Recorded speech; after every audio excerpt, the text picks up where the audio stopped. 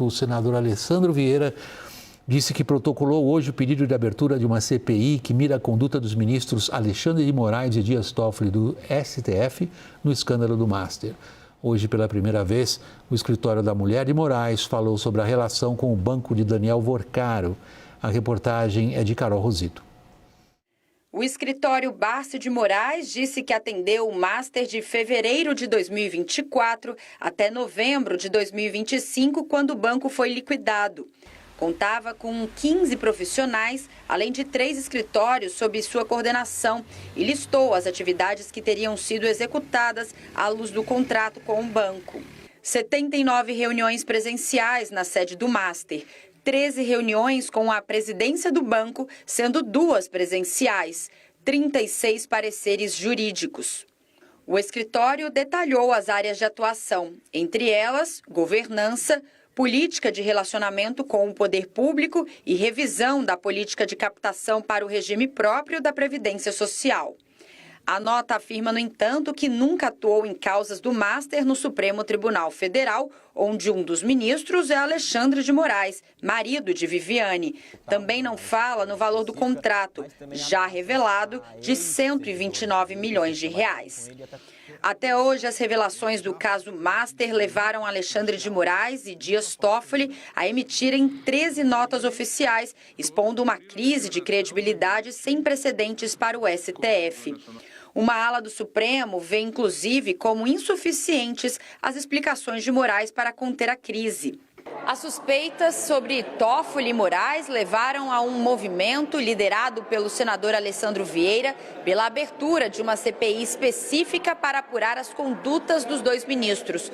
O colegiado teria um escopo diretamente apontado para o Supremo, delimitando a ideia inicial de uma comissão que tratasse do caso Banco Master como um todo. Vieira disse que já conseguiu 29 assinaturas, número mais que suficiente para a instalação da CPI, mas a iniciativa enfrenta a resistência do presidente do Senado, Davi Alcolumbre. A crise no STF se amplia pelo incômodo do decano Gilmar Mendes com vazamentos que ocorreram na operação cujo relator é André Mendonça. A exposição pública de conversas de cunho estritamente privado, desvinculadas de qualquer ilicitude, constitui uma gravíssima violação ao direito à intimidade e uma demonstração de barbárie institucional que transgride todos os limites impostos pelas leis e pela Constituição, afirmou Gilmar Mendes. Bom, todo mundo que lida com política em Brasília atribui mínimas chances dessa CPI decolar, mesmo tendo as assinaturas necessárias, sendo protocolada e tudo mais. Há alguma esperança, Daniel Hittner, que a CPI decole?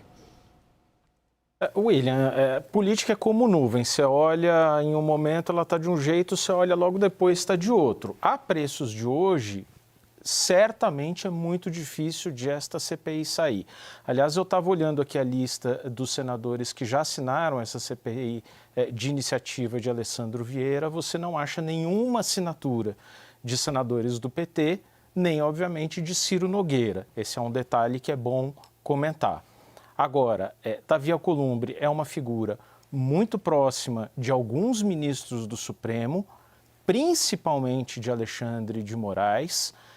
É um senador e ali um presidente do Congresso que está de olho na sua reeleição em fevereiro do ano que vem e precisa fazer aceno para muita gente e não quer comprar brigas. E a gente tem ali outros 2 fatores. Está negociando, continua negociando cargos, tem uma série de cargos nos quais ele tem interesse, então quer fazer alguns acenos para o governo também. E é um momento ali do ano legislativo em que você tem, na prática, mais 2 meses e meio de Congresso funcionando. Estou contando aqui que junho a gente tem festa junina e Copa do Mundo, o Congresso já para. A partir de julho, então, nem se fala, já começa a campanha de todo mundo. Nasceu morta a CPI? Sim. Para esse ano é muito difícil, praticamente impossível, William. O que vai mover o caso Master esse ano?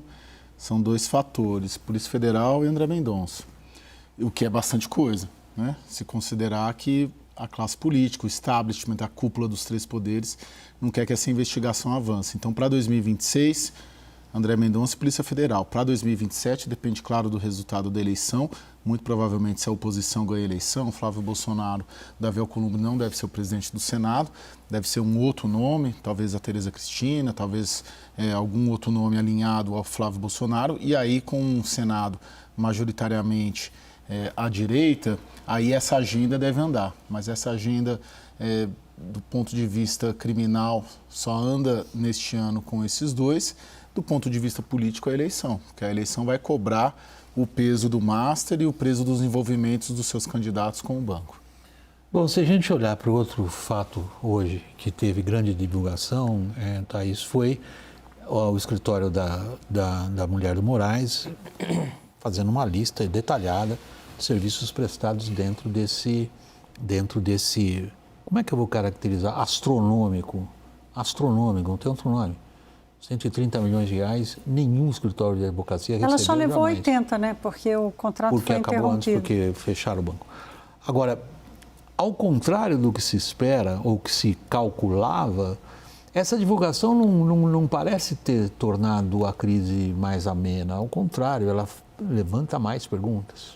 Pelo contrário, William. Hoje eu conversei com advogados, tanto que atendem o setor financeiro, quanto os que atendem, que são criminais, né? E assim, ninguém consegue chegar num valor nem na metade, nem num terço desses 80 milhões de reais. Quer dizer, se a gente já questionava aqui esse contrato, que não existia referência de nada parecido com isso, aí hoje, por exemplo, um advogado me disse assim, olha, vamos supor que uma grande empresa vai fazer um IPO, uma abertura de capital, que envolve alguns bilhões.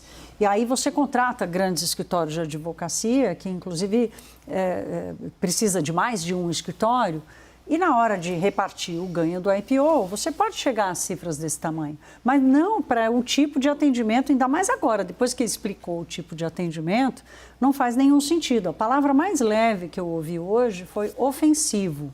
A explicação é ofensiva. A explicação leva ao debate da conduta da ética e da conduta ética da advocacia para os advogados. Então, a gente já recebeu o Leonardo Sica aqui, presidente da OAB de São Paulo, que a gente questionou sobre isso com ele e tem esse ponto. E um outro lado que eu achei super interessante, William, das conversas que eu tive hoje, é que eles me disseram o seguinte, olha, então, a advocacia vai ter que discutir como agir. Agora, as empresas também vão passar a se perguntar qual é o grau de risco moral que eu tenho a fazer contratos com certos escritórios. Porque contratar escritório de filho e parente de ministro foi o hit dos últimos anos. E os escritórios com parente de ministro cobravam muito mais do que qualquer outro. Então, qual é o risco moral de você realmente achar que pagar mais caro só porque ele é parente de ministro e isso acabar se transformando num escândalo, o quanto que isso pega também na reputação da empresa? Então, a discussão sobre a ética da advocacia, nem vou falar da ética do STF, que isso é outro assunto, e uma discussão também sobre, não a ética, mas qual é a gestão de risco que as empresas vão passar a adotar na hora de achar que contratar um parente de ministro pode até sair mais caro, mas vai resolver tudo. A maioria dos contratantes do filhotismo são grandes empresas, né? Outro dia eu almocei aqui com um grande advogado, ele me disse que a advocacia hoje está dividida entre o filhotismo, metade são dos filhos e a outra metade virou lobista, dos advogados. Né? Porque os advogados hoje, que é aquela advocacia clássica, né? Da tribuna, do parlare, do falar, do direito, do código, isso aí, esses que atuam nesse sentido, que é a advocacia clássica, perderam espaço para os filhos, mulheres e para os lobistas, né? Que muitos viraram lobistas, né? O Daniel quer falar, perdão. Gente, só para continuar na toada da Thaís aqui, eu proponho aqui para a nossa audiência, sem encher de números, uma aritmética relativamente simples. O contrato da Viviane Barsi foi interrompido quando ela já havia embolsado praticamente 80 milhões de reais. Vamos, assim, supor que metade disso ela recebeu por pareceres, que foram 36. Então, dá mais de 1 milhão por parecer.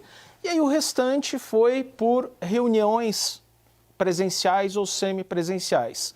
Divide o restante do dinheiro por essas reuniões e a gente vai ter por cada reunião dezenas de milhares de reais em pagamento. O que isso mostra para mim? É aquele ditado que o sapo não pula por boniteza. Você teve durante semanas um ministro do Supremo, Toffoli, escondendo que era sócio do Tayaya, quando todo mundo estava falando disso. Preferiu esconder, preferiu não virar público. E a gente passou 3 meses aqui discutindo um contrato que muitos diziam que sequer existia. Então, o Supremo se apequena com tudo isso. Não é só a Viviane Barça, é o Supremo, porque como é que a gente vai cobrar a probidade de um juiz de primeira instância, por exemplo, se os ministros do Supremo estão cercados de suspeitas, verdadeiras ou não? Então, isso mostra, no fundo, eu gosto muito daquele ditado de um historiador que dizia o seguinte: Constituição deveria ter 2 artigos só. Primeiro artigo, todo brasileiro deveria ter vergonha na cara. Segundo artigo, revogam-se todas as disposições em contrário. Curiosamente, é sobre esse efeito multiplicador, não é efeito multiplicador, é o efeito imitação, que o relator do caso Master no Supremo tem falado em público. Comentamos isso, ele fechou o evento no qual ele participou lá em Frankfurt na semana passada, o ministro André Mendonça, dizendo o seguinte: o que preocupa de grande forma as pessoas que olham para o que a gente já mencionou, crise de credibilidade e legitimidade do Supremo, é o fato das pessoas olharem para lá, para essa instituição, sem a qual sabemos não existe convívio social possível. Não dá para imaginar um país sem judiciário, sem Supremo. Mas as pessoas olham para essa instituição e pensam assim: ué, se eles andam assim, por que eu vou andar certinho? Sim.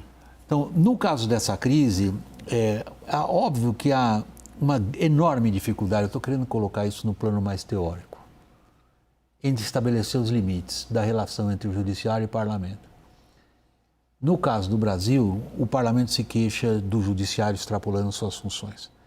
O parlamento agora propõe uma CPI para investigar o judiciário. Nós estamos indo para a guerra de todos contra todos? Então, e quem vai ser o mediador dessa confusão, né, William? Porque hoje, por exemplo... Um presidente fraco e sem poderes, esse vai ser o mediador. Então, mas com qual legitimidade? Presidente da República. Com qual legitimidade, né? Quem deu ao presidente da República a legitimidade de atuar numa mediação de conflitos entre os poderes? Vocês vão se lembrar aqui no governo Jair Bolsonaro que criou-se aquele Conselho da República. Vocês se lembram disso, não? Inclusive, coordenado por Dias Toffoli. Quando depois daquele ataque que Bolsonaro fez, dizendo que não ia cumprir decisão do Alexandre de Moraes, o Michel Temer entrou na história, não sei o que. Tal carta.